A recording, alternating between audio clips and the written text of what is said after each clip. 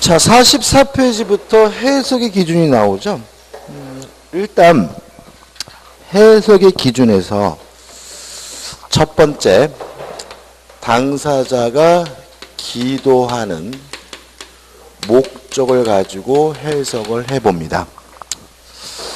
자, 그래도 뭔 소린지를 모르면 그때는 사실인 관습을 가지고 해석을 합니다. 그래도 뭔 소린지를 모르면 그때는 임의법규 가지고 해석을 합니다. 그래도 뭔 소린지를 모르겠으면 신의 성실 및 조리를 가지고 해석을 합니다. 이 외울 건 아니고요. 첫 번째 조심할 것은 뭐냐 하면 요 기준하고 아까 했던 방법하고 결합이 돼야 돼요. 결합이. 일단 기도한 첫 번째 유의할 점은 요 네 가지가 단계예요. 종합적인 게 아니라 목적 가지고 안 되면 뭐예요? 사실인 관습. 안 되면 뭐죠? 임의법규. 단계 문제라는 거 주의하시기 바라고요. 그 다음에 기도하는 목적이 뭐냐 하면 의사표시예요. 이게. 기억나시나요? 목적은 목적물이 아니라 법률 효과가 뭐예요? 목적이다. 그죠? 그 다음에 법률 효과는 무엇에 의해서 결정되냐면 의사표시에 의해서 결정된다. 그럼 결국은 당사자가 기도하는 목적이라는 것은 그 사람의 뭐죠? 바라는 바, 원하는 바, 의사인 거예요. 그래서 목적 가지고 해석한다는 말은 뭐 가지고요? 의사표시 가지고 해석한다는 거죠. 그럼 아까 했던 규범적 해석이다, 자연적 해석은 다 뭐 가지고 해석한 거예요? 목적 가지고 해석을 한 거예요. 이해되시나요? 자, 첫 번째, 기도하는 목적을 가지고 해석한다는 말은 뭐 가지고요? 의사표시를 해석한다는 말이고, 그럼 결과적으로 이게 뭐냐면 규범적 해석이나 자연적 해석은 뭘 가지고 해석한 거예요? 목적 가지고 해석한 거죠. 그래서 만약에 아까처럼 끝나면은 뭐죠? 상관이 없는데 그래도 뭔 소리인지 모르겠으면 그때는 뭐 가지고요? 사실인 관습을 가지고 해석한다는 거죠. 다시 한번요. 규범적 해석이나 자연적 해석은 뭘 가지고 해석하는 겁니까? 목적 가지고 해석하는 거다. 규범적 해석이나 자연적 해석 가지고 해석이 끝나면 목적으로 뭐예요? 해석이 끝난 거예요. 그래도 뭔 소리인지 모르겠으면 이때는 의사표시 가지고 안 되니까 뭐 가지고요? 사실인 관습을 가지고 해석을 한다는 얘기거든요. 그러면 우리 교재는 우측에 뭐 사실인 관습하고 관습하고 복잡하게 설명이 나와 있는데 중요한 거 아닙니다. 솔직히 시험 범위도 아니에요. 근데 우리는 사실인 관습이 뭔지에 대해서만 정확하게 이해하시면 되는데 사실인 관습은 오랜 관행이에요. 오랜 관행. 그러면 해석과 관련된 오랜 관행이 뭐가 있을까요? 가장 대표적인 것이 뭐냐면 사투리입니다. 사투리. 사투리. 저는 그 서울이 고향인데 처음에 이제 대전 이쪽에서 강의하러 왔을 때 충청도 붙은 사투리 되게 많이 쓸 줄 알았어요. 그랬어요, 저랬어요, 뭐 이럴 줄 알았어요. 안 그러시더라고요. 약간 충격이었어요. 근데 이제 전라도 광주에서도 강의를 했는데 의외로 또 사투리를 또 많이 안 쓰더라고요. 근데 요새도 부산에서 수업을 하는데 경상도 분들은 사투리를 쓰세요. 그죠? 쓰시는데 안 쓰는 척 하면서 쓰는 게 있어요. 뭐냐면 아래라는 말. 이게 아주 처음엔 아주 놀랬어요. 아래. 그러니까 이거를 뭐 그냥 그분들은 잘 써요. 그러니까 영화 봤어? 아래께 봤어. 막 이래요. 그러면 아래로 봤나? 막 이래. 그거 이쁜데 언제 샀어? 아래께 샀어. 막 이런단 말이죠. 그러니까 다시 말하면 요 아래라는 말이 그 아래가 아니더라고요. 그래서 경상도 분 계시죠? 안 계세요? 그 아래란 말 아시죠? 그죠? 뭐 아래께 가지고 뭐 막연한 과거형, 엊그저께 뭐 이런 의미더라고요. 그럼 이런 얘기입니다. 그분이 저한테 뭐예요? 아래라고 했는데 도대체 무슨 말인지 모르겠다. 뭐 가지고는요? 의사표시 가지고는. 근데 만약에 그 지역의 사투리를 감안해 봤더니 그것이 엊그저께 막연한 과거형이다. 이런 의미로 해석이 된다면 뭐가 해석에 동원되고 있는 거예요? 사실인 관습이 해석에 뭐예요? 동원되고 있는 거죠. 근데 충청도 분들은 또 잘 쓰는 말이 뭐냐면 기야라는 말을 잘 쓰시더라고요. 기야. 그죠? 기야. 여자분들 전화하는 거 보면 기야로 시작해서 기야로 끝나. 그죠? 기야, 그죠? 그러니까 기야가 뭐예요? 그래란 뜻인가요? 그래? 그러니? 뭐 이런 뜻이잖아요. 그죠? 그럼 예를 들어서 기야라고 하는데 뭔 소리인지 모르겠다. 그랬더니 충청도 지역에서는 뭐 그래, 그러니 이런 뜻을 뭐예요? 기야라고 쓴다. 그러면 뭐가 해석에 동원이 되고 있는 거죠? 사실인 관습이 해석에 뭐죠? 동원되고 있는 거죠. 이해되시죠? 그죠? 그죠? 전라도 분들은 거시기란 말 많이 쓰죠. 그죠? 거시기. 근데 그거는 뭐 하도 다해지기 해서 뭔지 모르겠어요. 지금도. 그죠? 아무튼 거시기는 지금도 뭔지 모르겠어요. 거시기. 아무튼 기억해 두시고. 그 다음에 뭐 관용적 표현 뭐 이런 것도 많습니다. 관용적 표현. 뭐 어떤 직업이나 어떤 이렇게 부류 사람들이 특별히 쓰는 말들. 뭐 예를 들어 가지고 뭐 공사 현장에서는 일본 말을 많이 쓴다. 뭐 가회당 뭐 오야지 그래서 오야지란 말이 뭔지 모르겠는데 공사판에서는 뭐 작업반장 이런 의미로 쓰인다. 그럼 뭐가요? 사실인 관습이 해석에 뭐죠? 동원되는 거죠. 끝이에요. 이 정도입니다. 교재 안 봐도 되고. 그 다음에 요래도 뭔 소리인지 모르겠으면 그때는 임의법규를 가지고 해석을 하는데요. 별로 도움이 안 돼 이건요. 그래도 모르겠으면 마지막에 뭐죠? 신호성실 및 조리인데 요 조리라는 말이 뭐냐면 사물의 기본 법칙을 말하고요. 우리 쉬운 말로 하면 뭐냐면 상식입니다. 상식. 사회 통념. 그럼 결과적으로 무슨 말인 거죠? 목적 가지고도 안 되고 관습 가지고도 안 되고 임의법규도 가지고도 안 된다면 마지막에는 뭐죠? 상식적으로 사회 통념에 따라서 그 의미를 해석할 수밖에 없다는 의미에서 신호성실 및 조리도 해석의 뭐죠? 기준으로 쓰이고 있는 것이죠. 끝이죠. 넘겨보시면 46페이지에 이제 뭐가 나와요? 판례가 나와요. 자, 판례를 볼 건데 다시 한번요. 규범적 해석이 뭐예요? 원칙입니다. 상대방이 알았거나 알 수 있었으면 뭐예요? 자연적 해석입니다. 자, 첫 번째 판을 읽어볼게요. 계약을 체결하는 행위자가 타인의 이름으로 법률행위를 한 경우에 행위자 또는 명인 가운데 누구를 계약 당사자로 볼 것인가 관하여는 우선 행위자와 상대방의 의사가 일치한 경우에는 그 일치한 의사대로 확정하여야 하고 이건 당연하죠. 그러니까 의사가 일치됐다면 굳이 뭐 할 필요 없어요? 해석할 필요도 없는 거예요. 그냥 일치된 대로죠. 그 다음에 의사가 일치하지 않은 경우에는 해석합니다. 무슨 해석이 원칙입니까? 규범적 해석. 그 계약의 성질, 내용, 목적, 체결 경위 등은 재발 사정을 토대로 상대방이라는 글자에 동그라미를 쳐놓으시고 합리적인 사람이라면 행위자와 명의자 중 누구를 계약 당사자로 이해할 것인가에 의하여 당사자를 결정하여야 한다. 그러면 누가 이해한 것을 가지고 결정한다는 거예요? 상대방이 이해한 것을 가지고 결정한다는 거죠. 무슨 해석이 원칙이니까요? 규범적 해석이 원칙이니까요. 그래서 만약에 표의자가 의도한 바에 따라서 당사자를 결정한다. 그럼 뭐가 돼요? X가 되는 거죠. 그죠? 그 다음 이번 판은 읽어볼 필요도 없어요. 왜냐하면 일치하면 일치한 대로 당사자를 결정해야 된다는 얘기니까 의미가 없는 거죠. 그래서 다시 말씀드리면 의사 표시가 뭐예요? 불일치되면 뭐랍니까? 법률행위 해석을 하고요.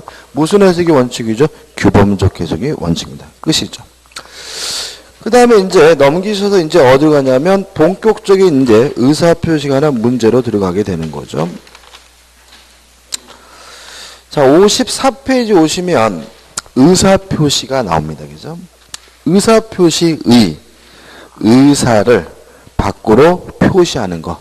원하는 바, 바라는 바를 밖으로 표시하는 것이 뭐예요? 의사표시인데.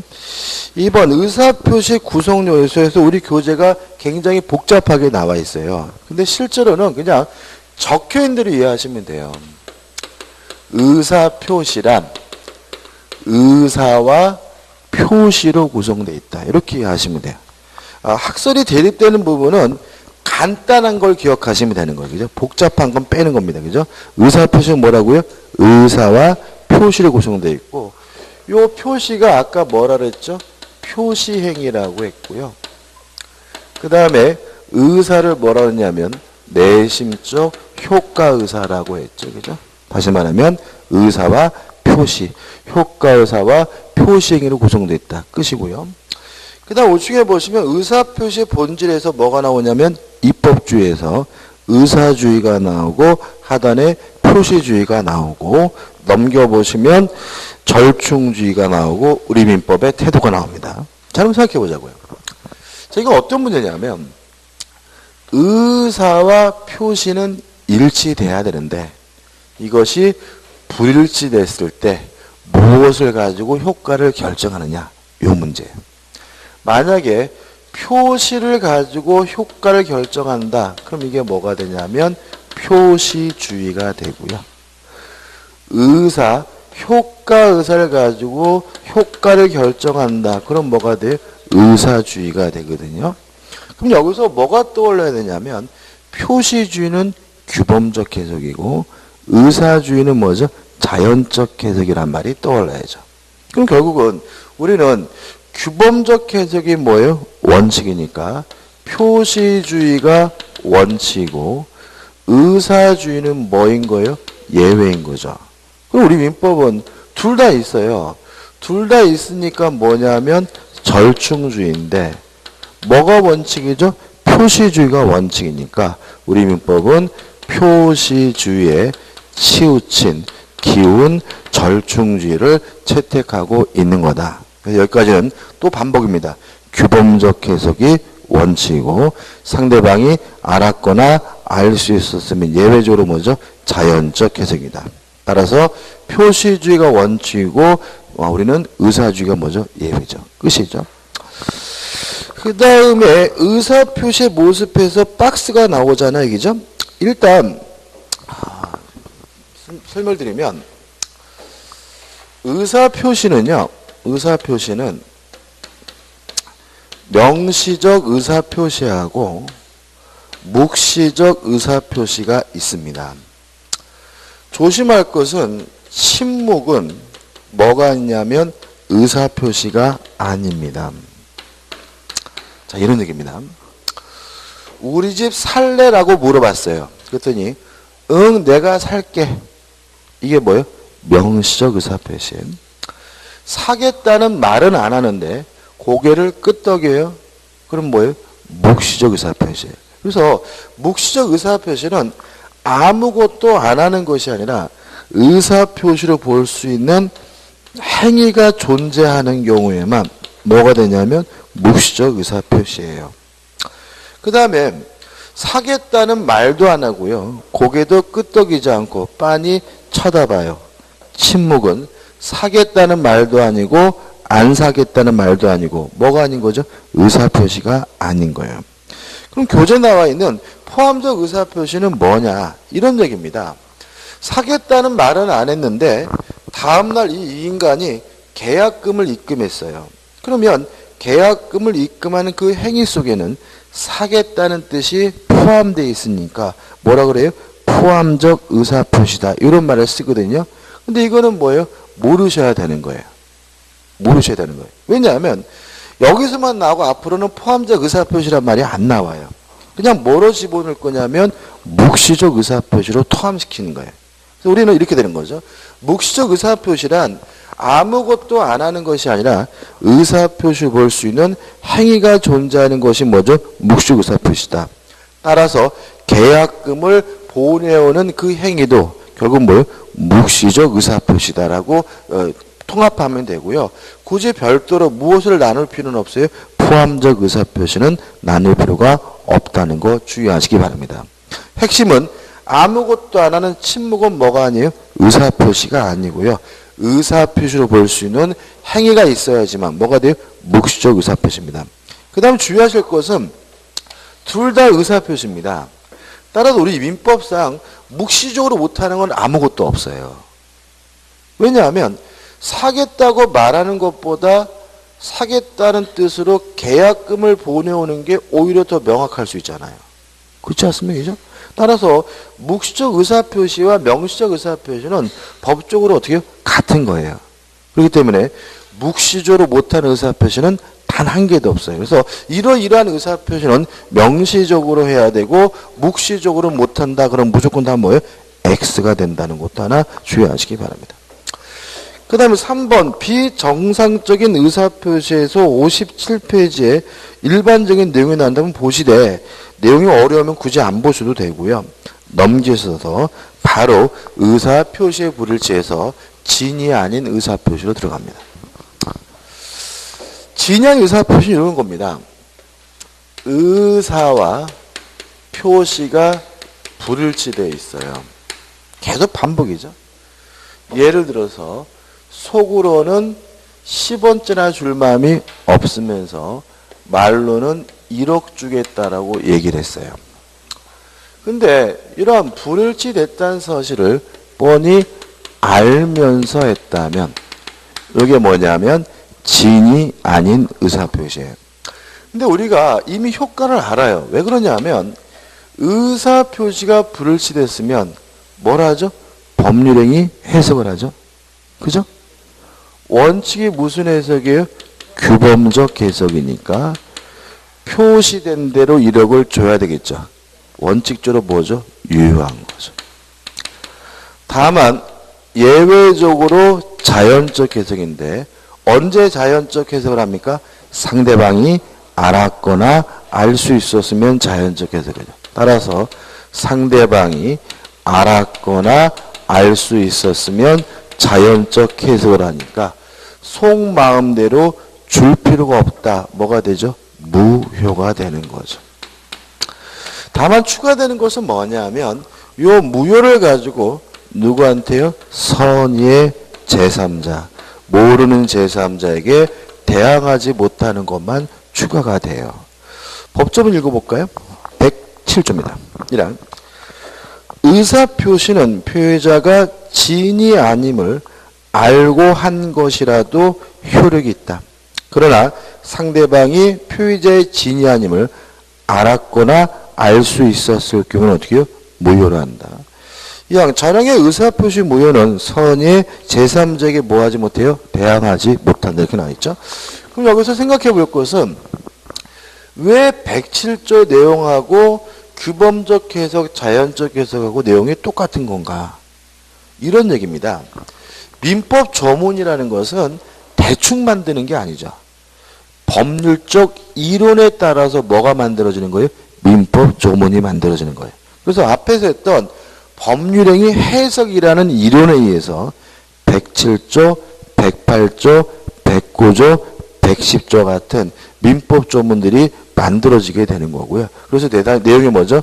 유사하고요. 그래서 제가 아까 법률의 해석 부분은 은근히 뭐죠? 중요하다 그랬습니다. 그죠? 어떻게 보면 민법을 이해하기 위한 뭐죠? 도구로서 좀 생각해 보셔야 될 부분이고요. 그 다음에 이러한 걸 우리가 뭐죠? 진이 아닌 의사표시라고 하는데 우리가 흔히 쓰는 말은 뭐냐면 거짓말이다. 그죠? 그래서 지금 우리는 뭘 공부하고 있는 거냐면 거짓말을 하면 어떤 법적 효과가 부여되는가 요게 공부하고 있는 거예요. 그 과거에 솔로몬의 선택이라는 그 프로가 있었는데 지금도 기억나는 내용이 뭐가 있었냐면은 친구 둘이 저녁 먹고 바깥 계산하고 잔돈이 남아서 한 친구가 로또 복권을 사려고 하니까 옆에 있는 친구가 말리니까 야 임마 내가 뭐라고 말립니까? 야 씨가 대도 안 하고 대도 안 하는 거 뭐하러 사 자식아 그거 애들 과자나 사 그런 거 그러니까 어떻게 해요? 내가 1등 되면 너한테 1억 줄게 라고 얘기를 한 거죠. 물론 줄 마음 없는 거죠. 속으로 본인도 뭐예요? 내가 되겠어 이런 말이잖아요. 그죠? 근데 문제는 뭐냐면 다음날 진짜로 1등이 됐어요. 1억을 줘야 되느냐 줄 필요 없느냐 여기 한번 솔로몬 선택에 나왔어요. 근데 만약에 원칙적으로 어떻게 해요? 유효하니까 뭐죠? 1억을 줘야 되잖아요. 그죠? 근데 마지막 결론 부분에서 변호사가 나와서 뭐라 그랬냐면 줄 필요가 없다가 결론이었어요. 왜 그러냐면 그 솔로몬 선택이라는 게 드라마처럼 나오잖아요. 그죠? 재현배우도 나와가지고. 근데 그 드라마의 대부분의 내용이 뭐냐면 그 남자가 엄청난 뻥쟁이라는 게 대부분의 내용이었어요. 이 사람은 어디 가기만 하면 뻥을 쳐요. 그래가지고 와이프가 환장하는 거예요. 뭐 집안 모임이라고 가가지고 막 선산 내가 다 이장하고 뭐 한다 그러고 막 뻥을 엄청 쳐가지고 와이프가 굉장히 고생하는 내용이 계속 나왔거든요. 그럼 결국은 뭐예요? 상대방이 뭐예요? 친구라면 아 오늘도 뻥을 치는구나 라고 어떻게 해요? 알고 있든지 최소한 몰랐다 하더라도 충분히 뭐예요? 알 수가 있었으니까 무효고 따라서 1억을 줄 필요가 없다. 이게 결론이더라고요. 그래서 평상시에 뻥을 많이 쳐주시는 게 좋아요. 뻥을 많이 추셔가지고 주위 분들한테 야 인간 뻥쟁이구나 이런 인식이 심어지면 행동에 자유가 생겨요. 책임지지 않아도 돼. 그죠? 예를 들어가지고 그렇잖아요. 엄마가 너 임마 이번에 시험 잘 보면 스마트폰 바꿔줄게 했는데 만약에 안 바꿔주면 우리 엄마 맨날 거짓말만 하네. 게임 끝. 왜요? 우리 엄마는 맨날 거짓말만 한다는 말은 그 아이도 충분히 뭐죠? 거짓말하고 있던 사실을 어떻게 이미 알고 있었다는 얘기니까 무효고 따라서 스마트폰은 뭐 할 필요 없어요? 바꿔줄 필요가 없다. 그래서 가족분들한테 뻥을 많이 쳐주셔야 행동에 제약이 생기고 법적인 책임이 발생하지 않습니다. 자, 이 진양이 의사표시 시험에 잘 나옵니다. 나오는데 두 가지 형태가 나와요. 판례로 나오는 경우가 있고요. 그 다음에 사례로 구성이 돼서 나오는 경우가 있는데 그래서 판례를 좀 봐야 되는데요. 판례에서 중요한 것이 뭐냐면 일단 판례 보기 전에 자체가 된 요건부터 볼까요? 이 요건에서 1. 의사표시가 존재한다. 2번 의사표시가 뭐죠? 불일치된다. 3번 불일치됐으면 어떻게 해요? 알고 해야 되고 4번 왜 그딴 짓을 했는지 이유나 동기를 묻지 않는다. 당연한 거죠. 그죠? 근데 어떻게 이제 판례에 나오는데 중요한 것이 뭐냐면 1번, 2번, 3번, 4번, 5번 다 중요한데 일단 3, 4, 5번 판례는 한 개의 판례예요. 그러니까 판례가 여러 가지인 것 같지만 실제는 뭐죠? 한 가지 사건이고 요 모든 판례 이야기에서 먼저 이해해야 될 것이 뭐냐면 1번 판례예요. 그래서 1번 판례 먼저 이해하는데 자, 요런 문제입니다. 다른 판례 좀 소개시켜 드리면 갑이라는 사람이 여대 교수입니다. 여대 사립여대 교수예요. 이번에 그거 있었죠? 그 교수가 자살했죠. 그죠? 그 학생이 그 교수가 학생을 성추행했다고 대자보를 붙였는데 이 양반이 나는 그런 적 없다라고 하는데 우리나라 사람 그런 거 있잖아요. 에이씨 아니 땡굴뜨기 연기나 이런 분위기 있죠. 그죠? 그러면 이 양반이 자살했어요. 그래가지고 알아봤더니 그 학생도 왜 대자보를 붙였냐면 다른 교수가 시켜가지고 다른 교수가 저 인간 연맥해야 되니까 너가 좀 붙여라 해가지고 돈 받고 엉뚱한 대자보를 붙인 거고요. 그래가지고 그 학생은 퇴학당하고 이런 식이더라고요. 그죠? 아우, 남자들 참 조심해야 돼. 그죠? 예? 그래서 저는요, 누가요? 또 다른 거 있어요? 저는 전철 가는 거 탈 때도 굉장히 불안해요. 이렇게 손을 이렇게 못 내려. 왜냐하면 괜히 이렇게 건들기도 하면 성추행범을 의발생해서 손을 이러고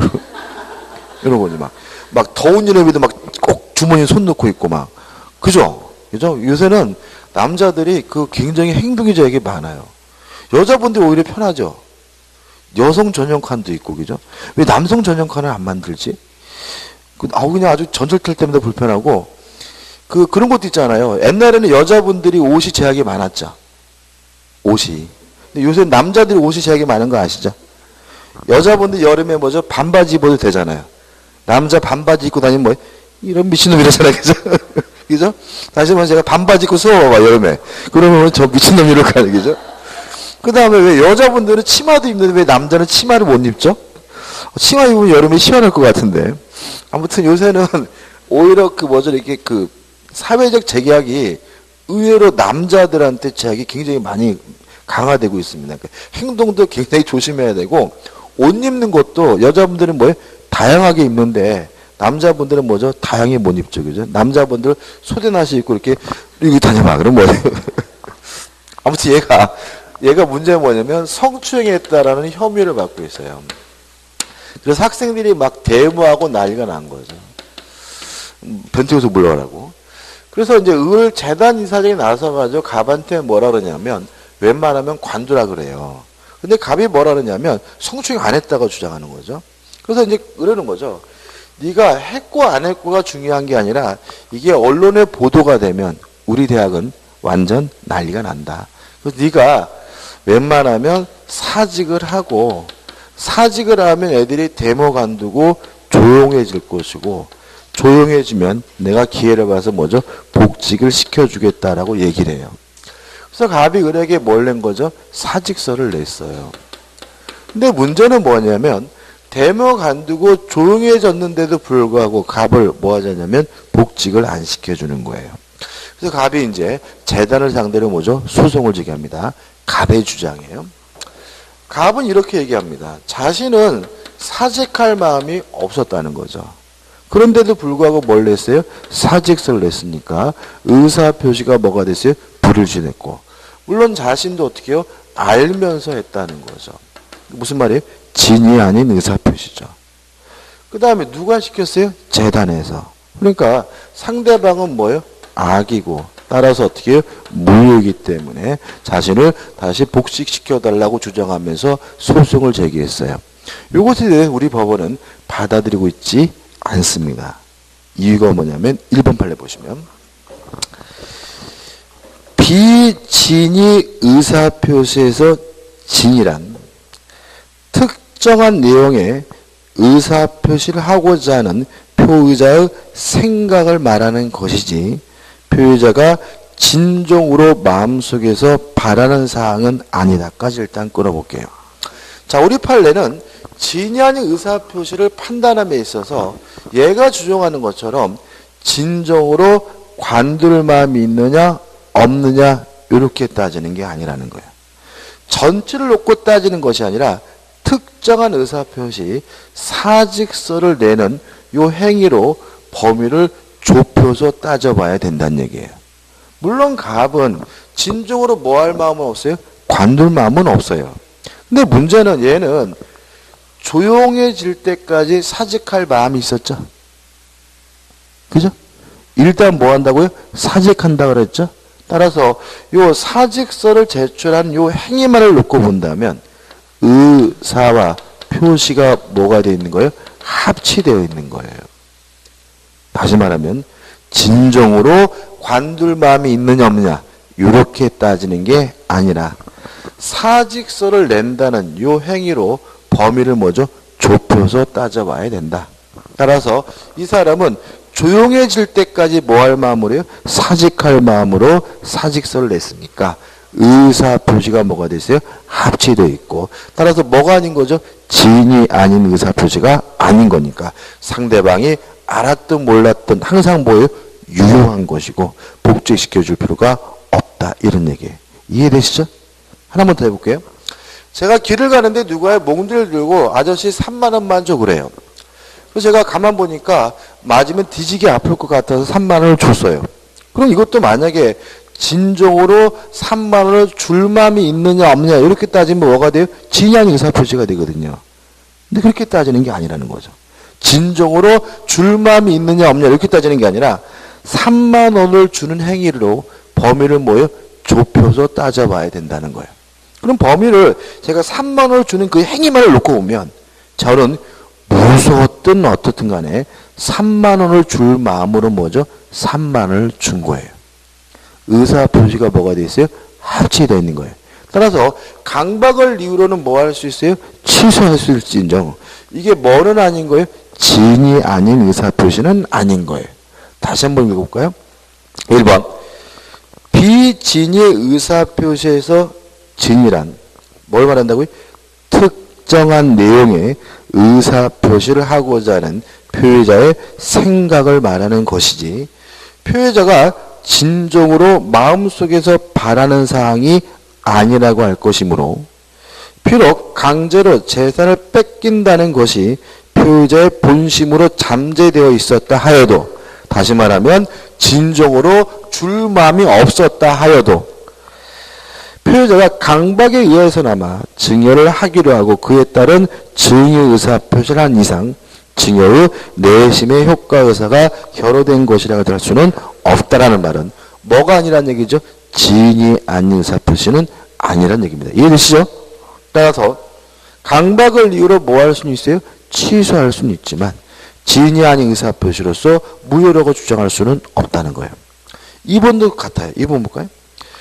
표해자가 의사표시의 내용을 진정으로 마음속에서 바라지는 아니었다 하더라도 당시 상황에서 그것이 최선이라고 판단하여 그 의사표시를 하였을 경우에는 내심의 효과 의사가 결여된 지인이 아닌 의사표를 할 수는 없다. 왜냐하면 진정으로 할 마음이 있느냐 없느냐 이렇게 따지는 것이 아니라 특정된 행위와 관련된 뭐예요? 진이니까요.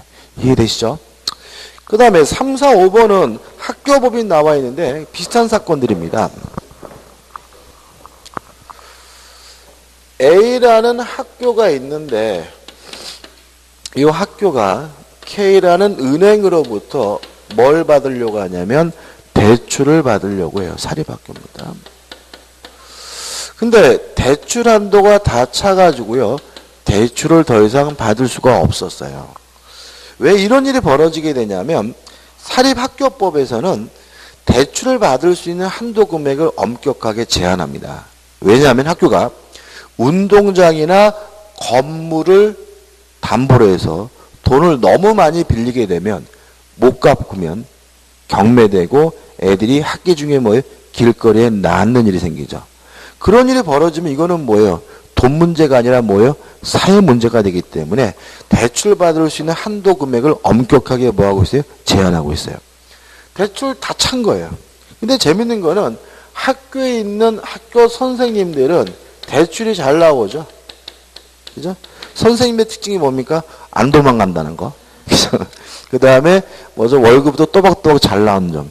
그러다 보니까 이 학교에서 교직원들한테 시켜요. 그래서 교직원들이 자신의 이름으로 뭘 하게 되냐면 대출을 신청하게 되고요. 이 대출금은 학교로 다 갑니다.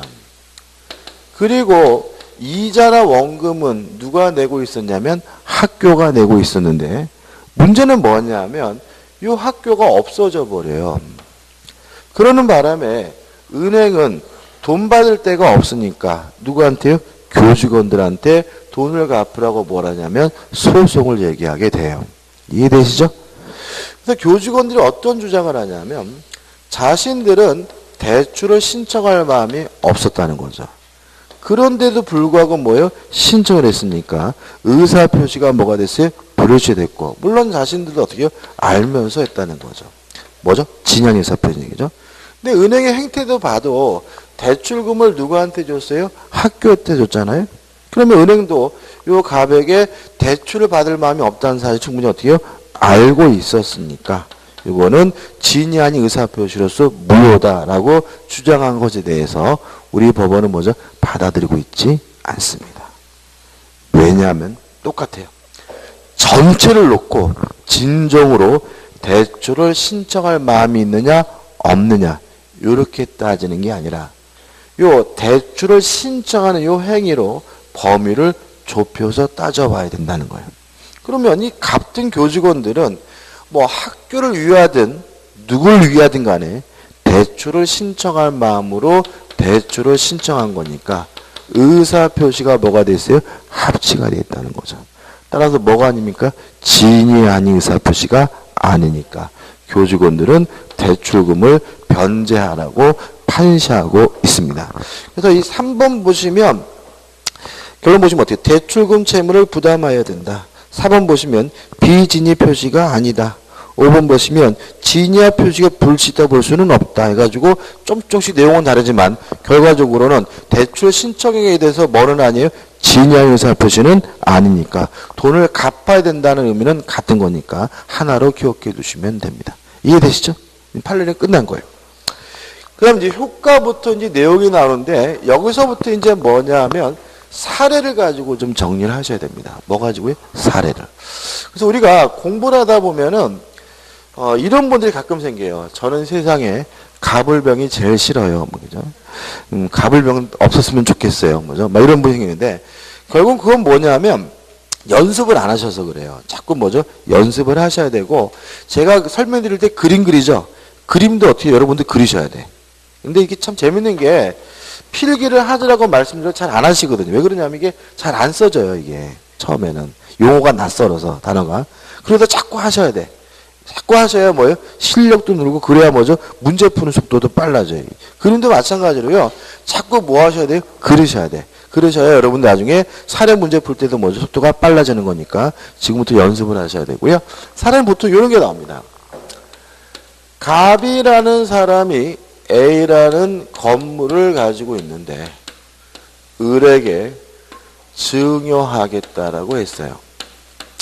그렇지만 거짓말이었어요. 비진이었던 거죠. 구라였던 거죠. 그죠? 그리고 갑이 을에게 뭐까지 해줬냐면 등기까지 해줬어요.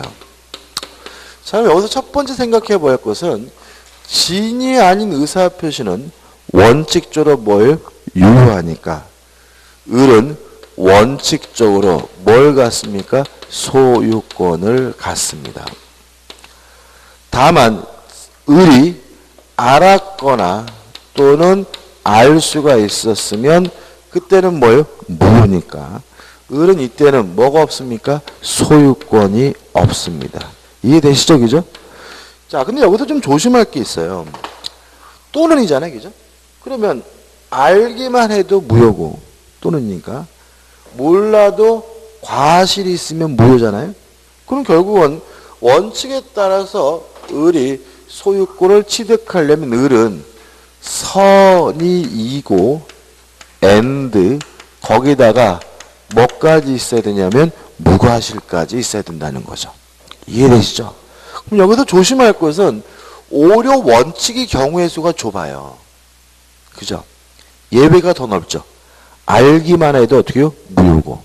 알 수만 있어도 뭐예요? 무효고. 유효하려면 을은 뭐예요? 선이고. 거기다가 뭐까지요? 무과실까지 있어야 유효니까. 원칙이 뭐예요? 좁죠. 그럼 이게 왜 원칙이냐? 을은 선이이고 무과실임을 추정받는다는 의미입니다. 따라서 을 스스로 자신이 선이이고 무과실임을 뭐 할 필요 없다는 얘기면 입증할 필요가 없다는 얘기입니다. 따라서 진이 아닌 의사표시가 원칙이 유효하다는 말은 상대방 스스로 선이이고 무과실임을 뭐 할 필요 없어요? 입증할 필요가 없다는 의미가 됨을 주의하시기 바라고요. 그 다음 을이 자기 앞에 등기된 것을 기하로 병한테 팔아먹었어요. 병한테 팔아먹고 병한테 이전 등기를 해줬을 때 이 병을 우리가 뭐죠? 제3자라고 하잖아요. 물론 만약에 을이 원칙에 따라서 소유권을 취득했다면 이때 병은 선이든 악이든 묻지 않고 뭘 갖는 거죠? 소유권을 갖는 거죠. 다만 을이 알았거나 알 수 있었다니 을에게 뭐가 없어요? 소유권이 없는 경우에는 선의 제3자에 대항하지 못하니까 이때는 선이여야지만 소유권을 갖고요. 악이면 뭘 갖지 못하죠? 소유권을 갖지 못해요. 여기서 좀 생각해 볼 말이 있는데 차단료라는 개념이 있습니다. 이건 뭐냐면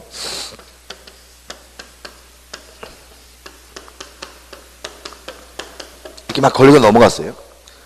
근데 중간에 누군가가 어떤 이유로 인해서 권리를 취득했다면 이 권리를 취득한 사람을 기준으로 해서 법률 관계가 뭐가 돼버리냐면 차단이 돼버려요. 그래서 이쪽에서 발생한 문제가 이쪽에 대해서 영향을 주지 않아요. 이러한 요건을 뭐라 그러냐면 차단료라고 해요.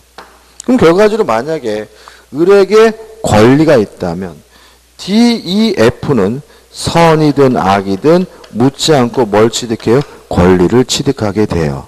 이런 효과를 우리가 뭐죠? 차단료라고 하고요. 그래서 문제 푸실 때 얘가 소유권이 있느냐 물어보면 항상 습관적으로 앞사람부터 봐야 돼요. 근데 우리는 얘가 소유권이 있느냐 물어보면 자꾸 얘만 보거든요. 누구도 봐야 돼요? 앞사람을. 왜냐하면 얘가 이미 뭐가 있어요? 소유권이 있는 상태라면 법률 관계가 뭐가 돼버려요? 차단이 돼버리니까 얘는 항상 뭐예요? 소유권을 갖거든요. 그래서 항상 습관적으로 누가 소유권이 있느냐 이렇게 물어보면 누구부터 보라고요? 앞사람부터 봐가지고 그 사람에게 소유권이 있는지 없는지를 따져보시고 접근하셔야 문제 푸실 때 용이함을 주의하시기 바랍니다. 그죠? 끝입니다. 그죠? 규제 보시면 효과에서 원칙 유효합니다. 언제요? 상대방이 선의이고 무과실 때. 왜 원칙이라고요? 선의고 무과실임은 스스로 뭐 할 필요 없어요? 입증할 필요가 없다. 예외 상대방이 악의 또는 과실 알았거나 알 수 있었으면 무효입니다. 근데 이거는 뭐예요? 예외니까 니은번 해가지고 누가요? 상대방 표의자 측에서 악의 또는 과실을 뭘 해야 돼요? 입증해야 되고 상대방 스스로는 선이고 무과실은 뭐 할 필요 없어요? 입증할 필요는 없고요. 3번 선의 제3자가 보호가 됩니다. 따라서 제3자가 선이면 확정적으로 소유권을 취득하게 되고요. 넘겨보시면 니은번 선이이기만 하면 됩니다. 뭐까지는요? 무과실까지는 필요가 없고요. 디귿번 모든 제3자는 선임을 추정받기 때문에 스스로 뭐 할 필요 없어요? 입증할 필요가 없습니다. 그 다음에 적용 범위는 간단하게 1번 계약에도 적용되고 단독행위에도 적용됩니다. 왜냐하면 조심할 것은 상대방 없는 단독행위도 적용되지만 니은 먼저 항상 언제나 유효합니다.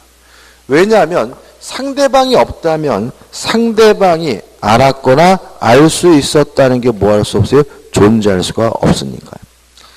그 다음에 뭐 준법률행위, 가족법상행위 다 적용되지, 준법률 의미 없고 3번 가족법상행위 적용되지 않습니다. 그죠? 만약에 진위 아닌 의사표현한 민법규정이 적용이 되면 아마 우리나라 대한민국 부부들 다 이혼할걸요. 부부싸움 하다가 아유 지겨 인간아 이혼하자 이혼해. 속으로는 뭐 할 마음이 없어요? 이혼할 마음이 없더라도. 그러면 원칙이 뭐예요? 유효하니까 다 이혼해야 된다면 난리가 나겠죠. 가족법상행위 적용되지 않고요. 4번이 중요한데 공법상행위 적용되지 않습니다. 아까 제가 교수를 설명드리면서 앞에 사립이란 말을 썼죠. 왜 그러냐면 만약에 국립대학 교수라면 이 규정이 적용되지 않아요. 국립대학 교수의 신분은 뭐죠? 공무원이고 공무원의 사직서 제출 행위는 사법상 행위가 아니라 뭐죠? 공법상 행위입니다.